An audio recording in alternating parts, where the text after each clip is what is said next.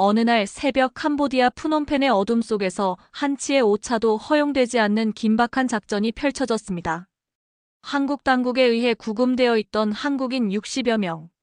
이들이 우리 정부가 급파한 전세기에 몸을 싣고 대한민국, 인천을 향해 긴급 출국하는 순간입니다. 단순히 귀국이 아닌 범죄 혐의자들이 법의 심판대에 서기 위한 송환 절차의 시작이었습니다. 구금된 한국인의 숫자는 당초 59명으로 알려졌으나 최종 송환 대상자는 60여 명 전원으로 늘어났습니다. 이들이 캄보디아 당국에 구금되어 있던 배경에는 심각한 범죄 혐의가 자리하고 있습니다. 위성락 대통령실 국가안보실장은 어제 서울 용산 대통령실에서 기자 간담회를 열고 이 사안의 중대성을 직접 밝혔습니다. 송환자 대부분이 한국 정부에서 체포영장이 발부된 범죄 혐의가 있는 피의자 신분입니다. 그에 맞는 법적 절차를 갖춰 호송될 예정입니다.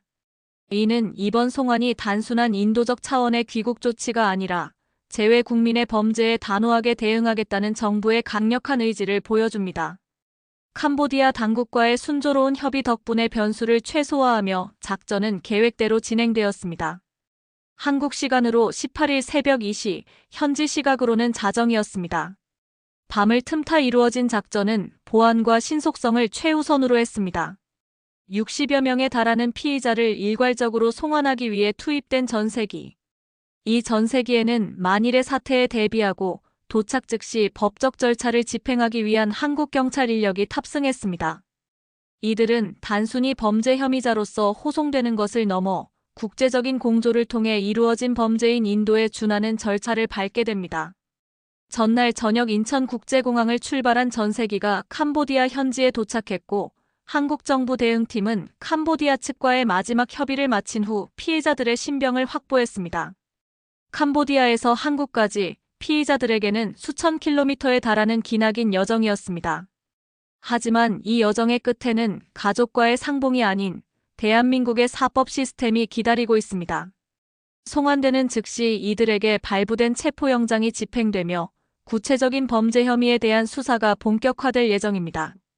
위성락 실장이 강조했듯 이들은 피의자 신분으로서 법적 절차에 따라 호송됩니다. 이는 해외에서 범죄를 저지른 우리 국민에 대해 국가가 끝까지 책임을 묻고 사법 정의를 실현하겠다는 확고한 메시지입니다. 현지에서의 구금 생활을 끝내고 돌아오는 이들의 심정은 어떠할까요? 긴급 송환은 해외에서 발생한 한국인 관련 범죄의 엄중함을 다시 한번 일깨워주고 있습니다. 한국 시간 18일 오전 캄보디아에서 출발한 전세기는 인천국제공항에 무사히 착륙했습니다.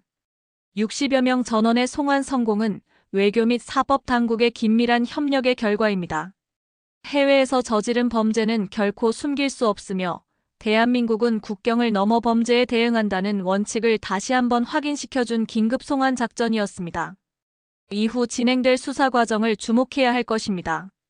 캄보디아 한국인 납치 감금 신고 건수가 급증하던 지난 2년간 여야 의원들이 최소 1억 1천만 원의 국민 세금을 들여 캄보디아 출장을 4차례 다녀온 것으로 파악됐다. 그러나 의원들은 캄보디아 주재 한국 대사와 현지 사회 지도층을 면담하면서도 납치 감금 범죄 문제는 주요 안건으로 다루지 않은 것으로 드러났다. 정부가 주력했던 캄보디아 공적개발원조 ODA 사업을 점검하는데 상당한 일정을 할애했고 그 일환으로 유명 관광지인 앙코르와트 견학도 빼놓지 않았다. 지난해 이미 언론 보도 등을 통해 캄보디아를 무대로 활동하는 범죄 조직에 의한 우리 국민들의 피해가 공론화된 상황이었던 만큼 국회가 자국민 안전 챙기기에 소홀했다는 비판은 피할 수 없어 보인다. 국회가 공개하고 있는 각 상임위원회별 출장 자료에 따르면 지난 2년간 캄보디아와의 경제 및 문화 교류 협력을 목적으로 국회법제사법위원회와 정무위, 외교통일위, 국회 평화외교포럼 소속 의원들이 총 4차례 캄보디아를 방문했다. 법사위 소속 의원은 지난해 11월 1821일 약 3,039만 원을 들여 캄보디아 땅을 밟았다. 불과 2주 전인 같은 달에는 몇몇 의원이 약 5,720만 원을 캄보디아 일정에 썼다. 2023년 1월에는 몇몇 의원이 2,872만 원을 출장비로 썼다. 같은 달 초에는 몇몇 의원이 국회 평화외교포럼 대표단 자격으로 방문했다. 그 당시 이뤄졌던 출장은 캄보디아 공적개발 원조 ODA 사업장 시찰에 초점이 맞춰져 있었다. 사법행정 분야, 뚜오슬랭 박물관 기록물 디지털화 사업, ODA 기업 방문이 주목적이었다.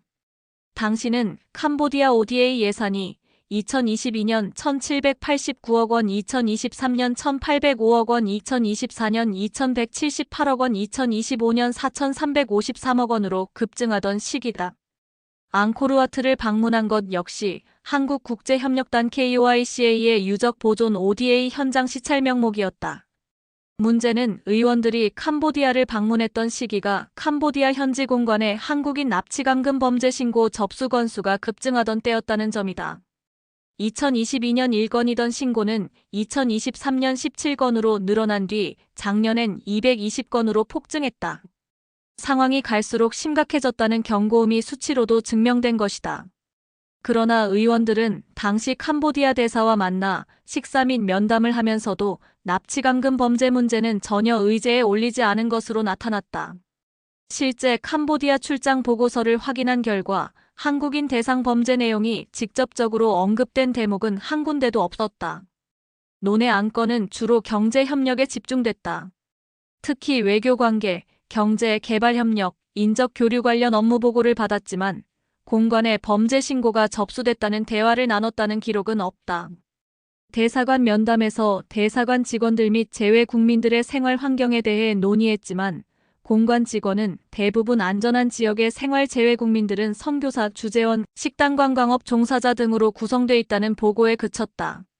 그나마 캄보디아 검찰부장과 오찬 간담회를 갖고 한국의 보이스피싱 범죄 집단의 본부가 캄보디아에도 있을 수 있으므로 철저한 수사를 당부했다는 기록 정도만 남아있을 뿐이다. 그러나 해당 대화 역시 대부분은 디지털 포렌식 기술 협력과 양국 검경 수사권 기능에 관한 것이었다. 캄보디아 출장에 참여했던 한 의원은 한국인 대상 범죄 관련 언급이 없었던 것은 맞다면서도 당시는 캄보디아 내 납치감금 범죄 문제가 지금처럼 크게 불거지지 않았고 출장 목적도 다른 데 있었다고 해명했다. 또 다른 의원도 당시 출장 목적은 금융 교류가 중심이라 범죄 관련 내용은 주요 관심사가 아니었다고 했다.